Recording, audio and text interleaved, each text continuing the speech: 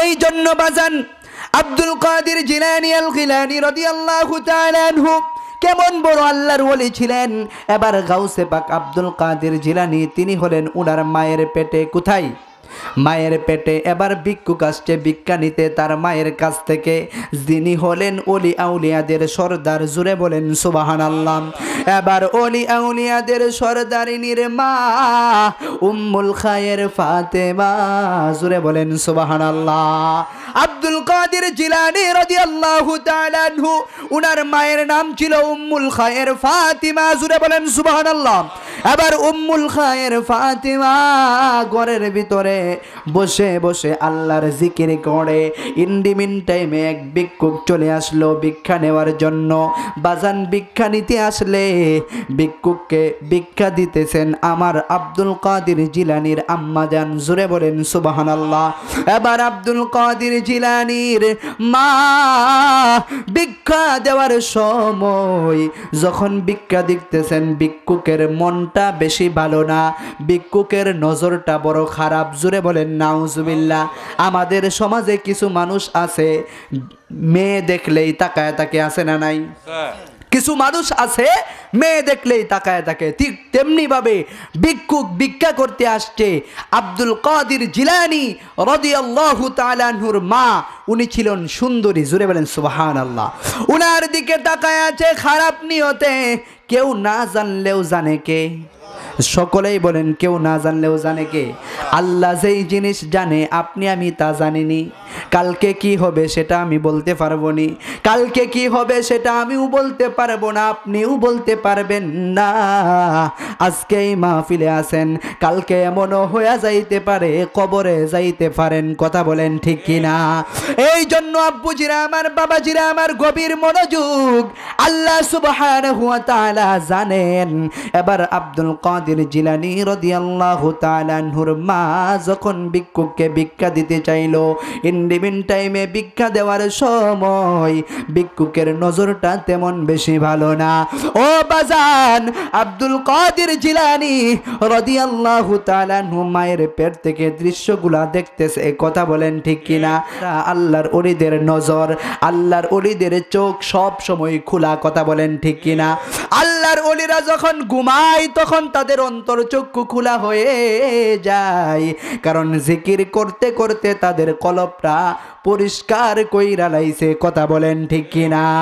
এবার আব্দুল কাদের জিলানীর মা উনার মায়ের দিকে যখন সুন্দরের নজরে খারাপ নজর দিয়া ভিক্ষুক তাকায় আছে, ইন্ডিমিন টাইমে দেখতেছেন যেই মাত্র ভিক্ষুকটা আমার আব্দুল কাদের জিলানী রাদিয়াল্লাহু তাআলা আনহুর মায়ের হাত মুবারকের মধ্যে ধরবেন, যেই মাত্র ধরবেন তখনই তিনি দেখতেছেন গাছের উপর থেকে একটা সাপ, জানি বিশাল সাপ, আইসা ভিক্ষুককে কামড় দেওয়ার জন্য চেষ্টা করতেছে, জুড়ে বলেন সুবহানাল্লাহ।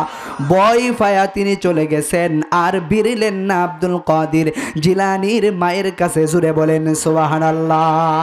এবার দিন যাই রাত পাই, দিন যাচ্ছে রাত পোহাচ্ছে, ইন্ডিমিন টাইমে আস্তে আস্তে করে আমার গাউসে পাক আব্দুল কাদের জিলানীর আসার সময় হয়ে গেছে দুনিয়ার জমিনে, জুড়ে বলেন সুবহানাল্লাহ। আব্বুজিরা আমার গভীর মনোযোগ, এবার আব্দুল কাদের জিলানী দুনিয়ার জমিনে আসবেন, যেই দিন দুনিয়ার জমিনে আগমন করবেন ওই দিনটা ছিল রমজানের প্রথম দিন, জুড়ে বলেন সুবহানাল্লাহ। রমজানের প্রথম দিন তিনি আগমন করতেছেন। তিনি কে? যিনি গাউসে পাক আল্লাহর ওলিদের সর্দার, কথা বলেন ঠিক কিনা?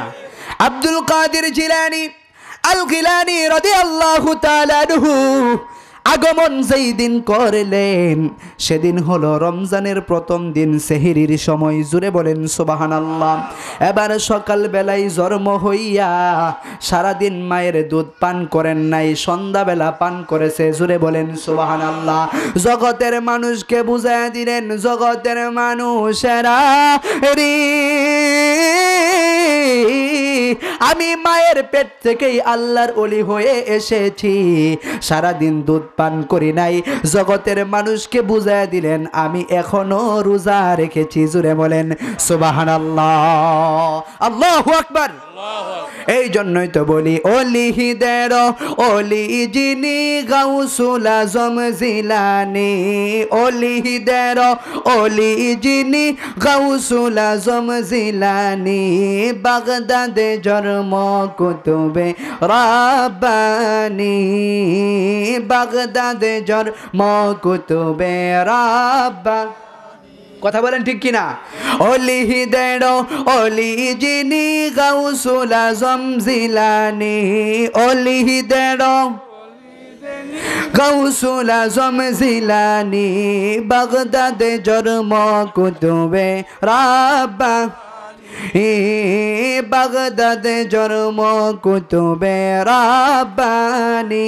জুড়ে বলেন আল্লাহু আকবার। আব্বু জিরা আমার, বাবা জিরা আমার, আগমন হইলেন আব্দুল কাদের জিলানী রাদিয়াল্লাহু তাআলা আনহু, দুনিয়ার জমিনে আসলেন। এবার বন্ধুরে বন্ধুরে আস্তে আস্তে করে আব্দুল কাদের জিলানী বড় হওয়া শুরু করে দিলেন। এবার তার মাকে ডাক দিয়া কয়, আম্মু রে, ও আমার মা, আপনার কি মনে আসেনি আমি যখন পেটে ছিলাম আপনার কাছে এক ভিক্ষুক এসেছিল? আরেকটু জোরে, আপনার কি মনে আসেনি আমি যখন আপনার পেটের ভিতরে ছিলাম তখন আপনার কি মনে আছে ভিক্ষুকের কথা? জোরে বলেন সুবহানাল্লাহ। ও বন্ধুরে আবার বাবা জিনা আমার কয়, বাবা তুমি কেমনে জানো? জুড়ে বলেন সুবহানাল্লাহ। কয়, মা কেমন সন্তানকে তুমি পেটের ভিতরে রেখেছো জানো নি? যেই সন্তান রুহের জগতেও আল্লাহর ওলি হিসাবে ছিল। আল্লাহু আকবার। তিনি আল্লাহর ওলি হিসাবে ছিল। মা তোমার মনে আসেনি তোমাকে যখন এই ভিক্ষুকটা তোমার হাতের মধ্যে সইতে লাগলো তখন আমি আব্দুল কাদের জিলানী সাপ হয়ে ওই ভিক্ষুকের উপরে আক্রমণ করেছিলাম। জোরে বলেন সুবহানাল্লাহ। আর একটু জোরে বলেন আল্লাহু আকবার। এই জন্য আল্লাহর ওলি যারা হয়ে যাবে আল্লাহ সুবহানাহু ওয়া তাআলা বলেছেন তাদের মরণে কোনো ভয় নাই, কবরে কোনো ভয় নাই।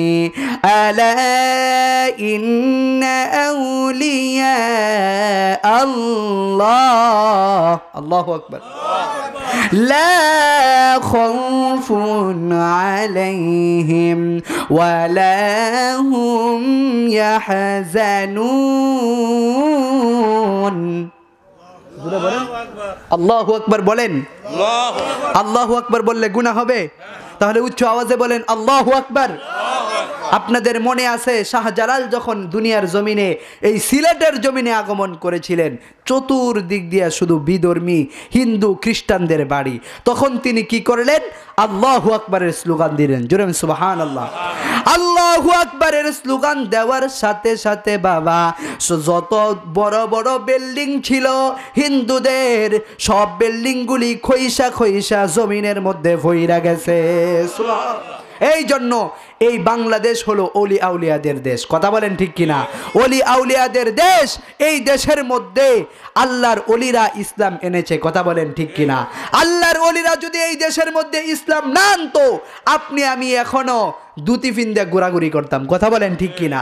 এই জন্য আল্লাহর ওলিদেরকে মানতে হবে, আল্লাহর ওলিদেরকে বাদ দেওয়ার কোনো সুযোগ নাই। কথা বলেন ঠিক কিনা?